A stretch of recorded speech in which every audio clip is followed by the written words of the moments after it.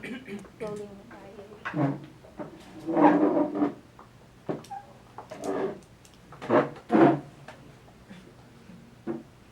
Okay na. Rolling.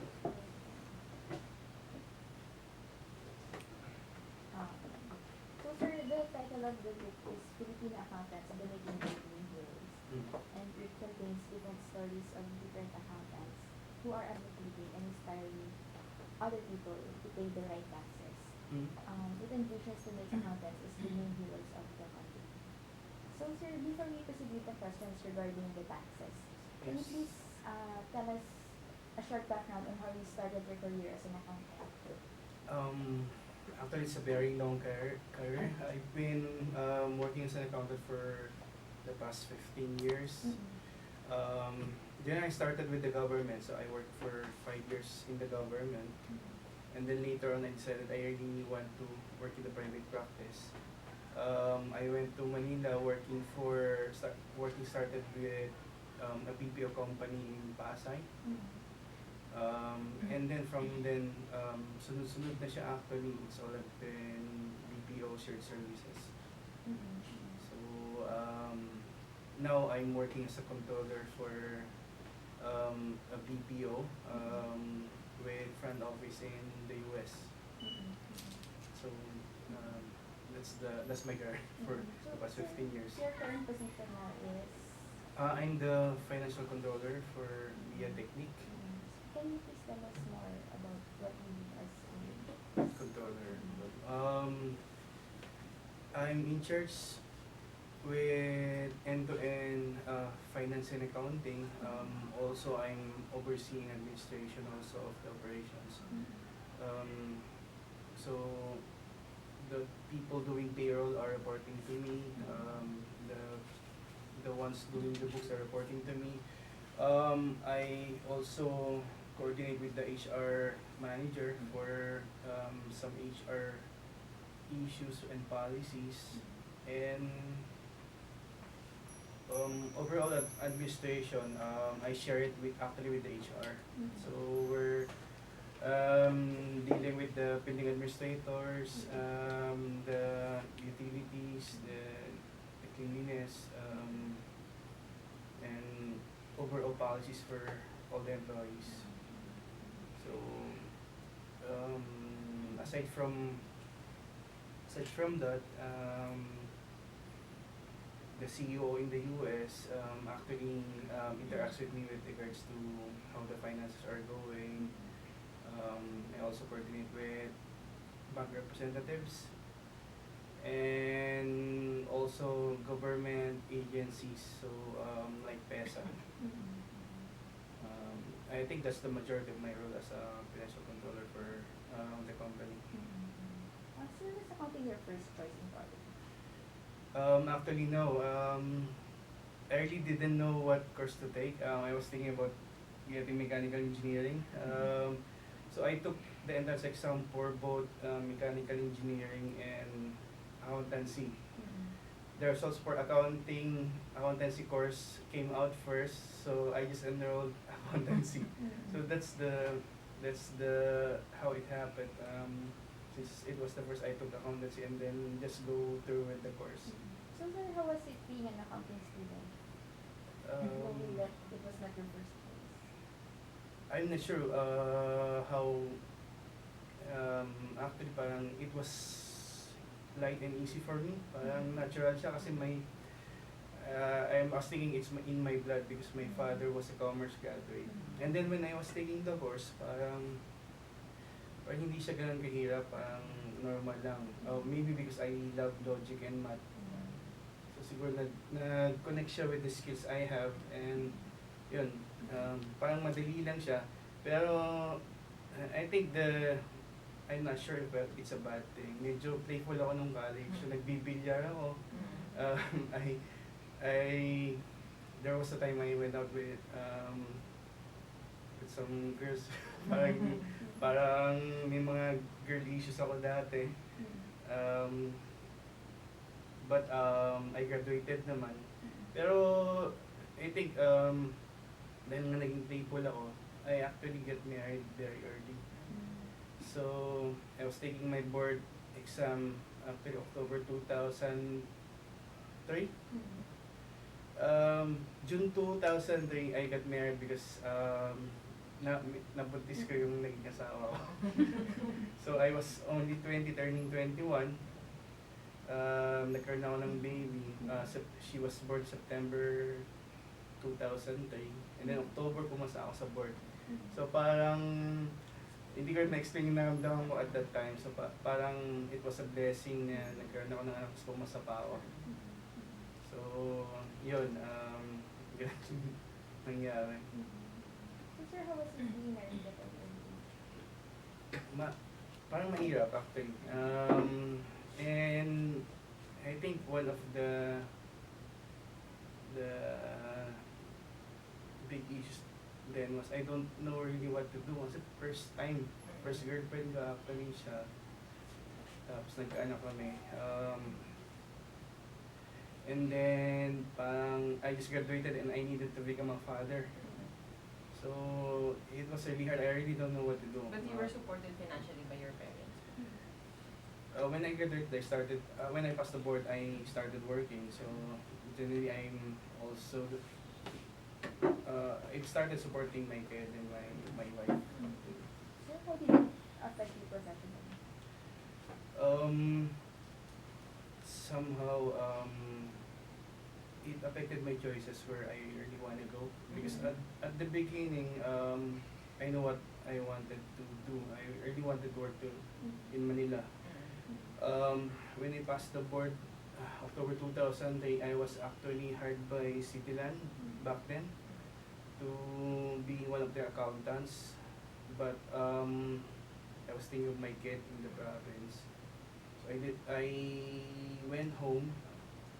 I talked to my wife, and seeing my baby at that time, I decided I should not proceed with my plans to go in Manila. That's why after that I worked in the province for 5 years. It's in Bigan, sir, no? Yeah, it's near Bigan, Ilocos Sur. Sir, what do you love the most about being a father? I love the number crunching, the logic. I love how accountants think. More on, although we are silent most of the time, we're actually thinking very deep. And when we normally substantiate what we bring out of our mouth. So hindi kami yung salita lang ng salita, medyo conservative kami magsalita. But when we talk seriously, may laman pa natin yung sinasabi. We always try to substantiate what we say. Yung as an accountant. When was the decision, sir, kailan kayo nag-decide na you wanted to stay in Manila or you wanted to work in Manila? I was 25 back then, so I was looking at my long-term career plan, and I was thinking, if I don't go out of the province before I'm 26, parang forever nasa Ilocos na ako. So, with the thinking, I really pushed to follow my dream baga, to work in Manila, to be able to wear coat and necktie, and I was able to do it. Actually, eksaktong-sakto magti-26 ako. I was able to find work here in Manila. You bring your family? No, actually at the start I left them in the province. So, because it's really not financially possible for me at that time to bring them with me. So that's what happened. Sir, what's the stereotype po ba sa mga accountants? Stereotype. Yung mga geek pala. Normally geek, they always say geek. Or seryoso masyado, parang mga ganong tipo. Pero as I see it, iba-iba din yung accountants. Like for me, hindi mo ako seryoso generally nung college. Malaro ako nung college. Tapos yung iba naman, seryoso. Variety din talaga. Yung stereotypes hindi talaga totoo. Sir, how did you grow professionally as an accountant? Mm, I think my growth has really been more on doing process improvements actually. On my role as an accountant, parang mix kasi yung ginagawa ko. So I'm aside from doing the traditional na accounting, I also do cost reduction projects, process improvements, process documentation. So more on nag-evolve talaga yung career ko more on doing process improvements, automation, doing cost reduction projects. So yung mga past companies ko actually I've saved more than 50 million in the past 5 years doing cost reduction, and I really like doing it. So parang doon talaga ako nag-excel. Even in all my companies that I've been in, automation and process improvement have been my strengths. Coupled with accounting, normally it's all connected pa rin sa accounting kasi sa accounting pa rin ako umiikot. So ganun nag-evolve yung career ko as an accountant. Do you have special trainings for this particular areas? Karamihan actually self-training. So like with Lean Six Sigma, self-study lang naman ako nag-start. I started reading online books, online training materials. Tapos, I was really good in automation. Before 2010, nagmamakro na ako ng Excel. So I do automated Excel dashboards. Tapos, madami akong in-automate actually from my first job hanggang sa huli. Nag-automate ako ng mga reports to Excel. Kung hindi man, nag-implement ako ng mga tools na mapapabilis talaga yung proseso. Kaya nakakasave yung kumpanya. Ganun yung mga... Swerte yung company Oo, actually, isip ko. Ano sila? Pero it was a good way for me to grow more din kasi na-experience ko because of the company, nagkaroon ako ng area for me to exercise my skill and learn more from the scenario ng mga company na saan ako. So, although kung isipin mo kung nakasave ako ng 50 million, para kahit 1% Sana or meron. 10%, okay sana. Pero I think maybe in the future they will maybe babalik din sa akin yun, yung naitulong ko sa companies. Iikot din naman siguro yung karma na sa good karma. Tsaka yung present post mo ngayon, sir, parang lahat ng phases ng company na naiikutan mo eh. Oo. Sir, what do you consider as your biggest accomplishment? Kung monetary yung sinabi ko nga, yung being able to bring 50 million savings for the past 5 years sa mga previous company ko. In other, sa mga non-monetary naman, I think one of the biggest accomplishments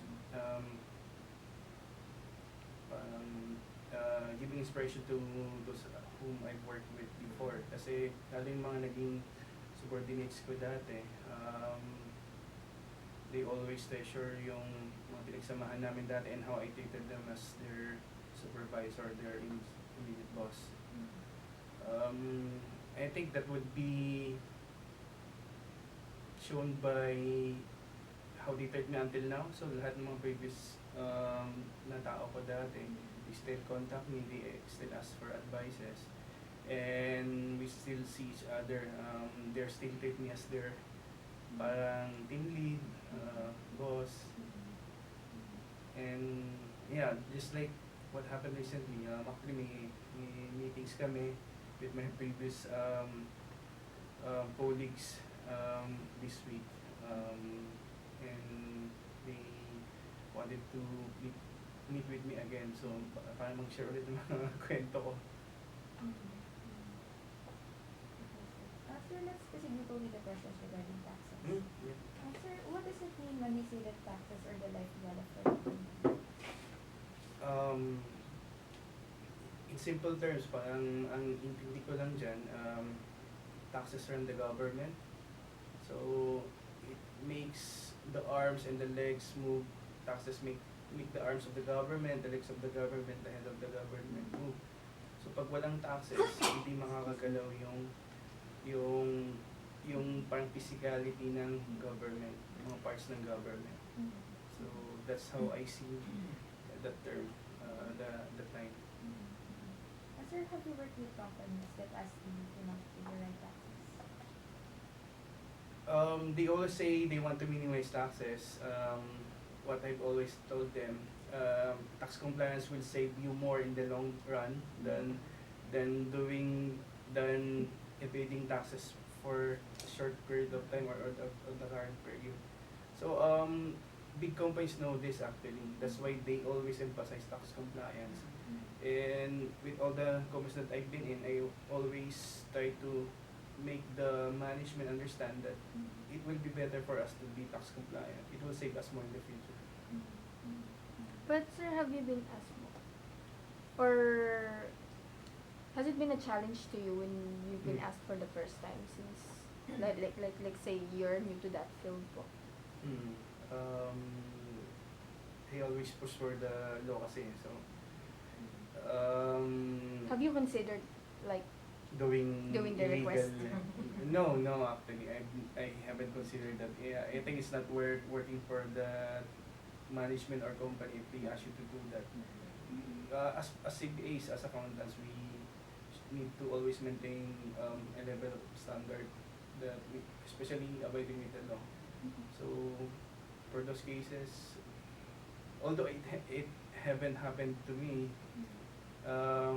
but if ever it happens, I think I will go out of the organization. Sir, some business owners say that it is their accountant who normally suggesting paying reduced taxes. What is your opinion on this? I think it is correct. Reduce taxes legally but not illegally. So normally, accountants should know how to plan their taxes. So by minimizing by having proper tax planning, you will be able to minimize your taxes. So it's different from evading taxes. That's the thing that some people see accountants as doing, but I think in reality it's really not the case. It's more on management proposing those cases. But what I expect all accountants generally propose to abide with the law by reducing taxes legally. Sir, what would you do being an accountant if your boss asked you to lower the tax payment rate 50%? I'll show him the possibilities. Normally, sometimes you can convince the management by one sitting. So normally, what I would do,